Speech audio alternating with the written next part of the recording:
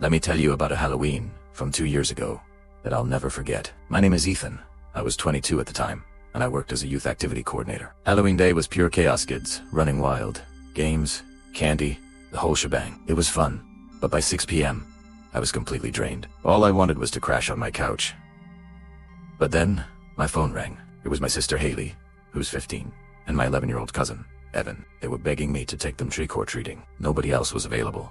And you know how it is. Primera, adetobite, cool big brother. Despite being exhausted, I couldn't say no to them. I grabbed my hoodie, my keys, and my backpack, which held my licensed concealed firearm just.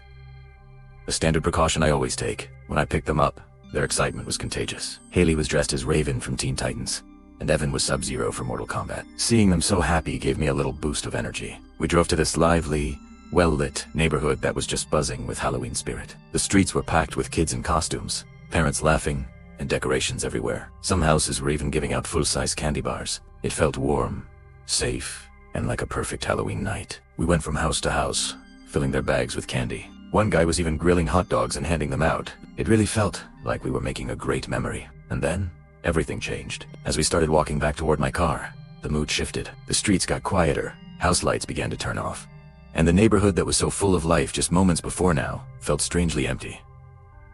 That's when I saw it. Across the street, standing in a dark, unlit yard, was a figure. They were wearing a black, hooded cloak, and their face was completely covered. They were just standing there, perfectly still, staring right at us. My gut instinct kicked in immediately. I quietly told Haley and Evan to stay close to me and not to stare. Haley, being older, understood right away and got serious. Evan, though, just giggled, thinking it was some kind of elaborate Halloween prank.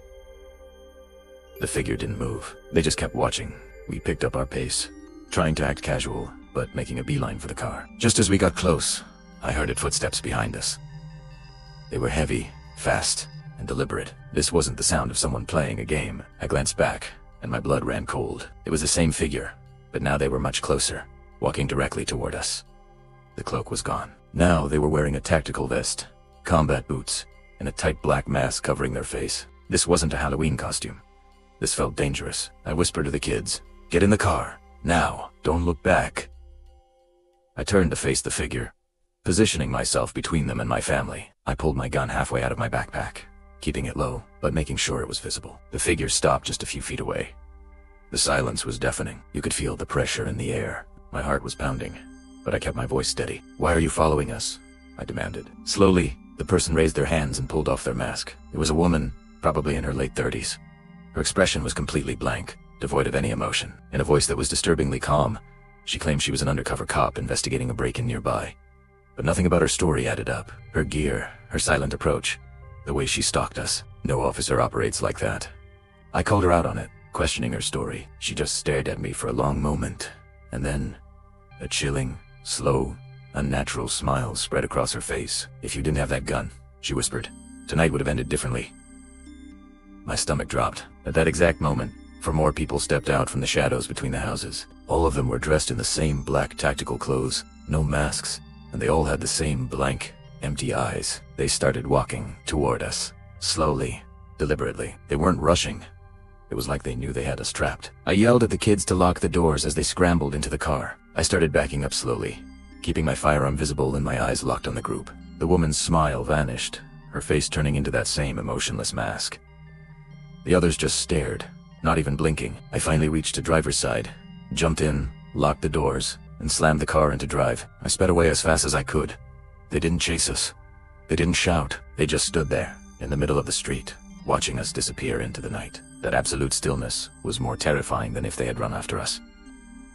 It felt like they knew this wasn't over. The drive home was completely silent. The kids were terrified, and I was trying to process the cold fear that was creeping into my bones. After I dropped them off safely at home, I went to my apartment and checked every single lock, twice. I barely slept that night, just replaying the woman's smile and her words over and over again. My instincts had been right.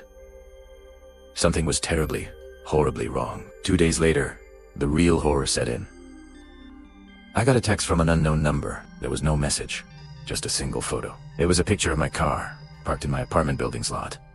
They knew where I lived. My heart sank. I immediately went to the police and reported everything. But because there was no direct threat, They said there wasn't much they could do. I even drove back to that neighborhood and found the house where we first saw the woman. I spoke to the owner. He told me there had been no break-in, no police visit, nothing unusual at all that night. The woman had lied about everything. It was all planned. They had targeted us. That realization was somehow even more terrifying than the encounter itself. The weeks that followed were filled with paranoia. I installed a security camera at my apartment. I stopped going out late. I was constantly looking over my shoulder. No more texts came, but the silence was heavy, like they were out there, watching, waiting. The not knowing is the worst part. It's been 2 years now. Nothing else has ever happened, but I still get a knot in my stomach when I walk to my car at night. Sometimes, on an empty street, I can feel eyes on me. I'll never forget the woman's smile or the soulless expressions of the others, and I know, deep down, that we only got away that night because I was armed and aware of myself. To this day, I have no idea who they were or what they wanted, but I learned something that night. The real monsters don't need costumes or masks. They walk among us, in plain sight, just waiting for the right moment.